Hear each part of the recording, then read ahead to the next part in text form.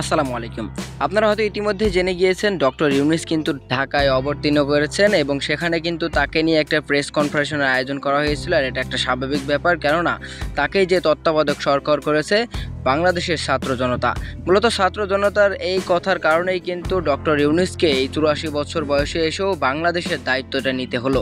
মূলত তার মতো মানুষ যে বাংলাদেশের সরকার হবে এটাকে হয়তো একবারও ভাবেনি, একমাত্র ছাত্র জনতাই হয়তো ভেবেছিল যে শেখ হাসিনা পদত্যাগ করার পর অথবা তাকে গদি থেকে টেনে হেঁচড়ে নামানোর পরে তত্ত্বাবধায়ক সরকার হিসেবে ডক্টর ইউনূসকেই তারা দেখতে পারবে। এরকমটা হয়তোবা তার আগে থেকেই ভেবে রেখেছিল, এজন্যই তো ডক্টর ইউনূসকেই ফার্স্ট চয়েসেই বেছে নিয়েছে বাংলাদেশের ছাত্র জনতা।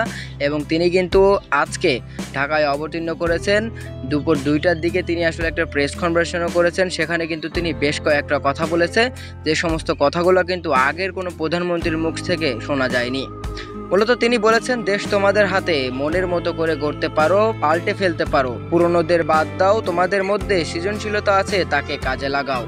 শুধু এখানেই শেষ নয়, ডক্টর ইউনূস কিন্তু স্পষ্ট কিছু কথা বলেছেন। তিনি আরও বলেছেন, আমাকে যদি আপনারা চান তাহলে আমার কথা শুনতে হবে, কথা যদি আপনারা না শুনেন তাহলে আমাকে আপনাদের দরকার নেই, আমাকে বিদায় দেন, আমি চলে যাই।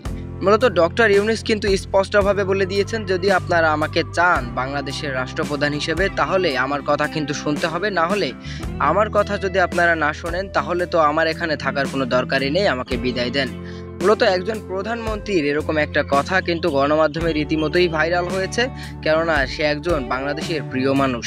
তো দর্শক, আপনার মতামত কি? ডক্টর ইউনূসের হাত ধরে কি বাংলাদেশ নতুন করে সাজতে শুরু করবে?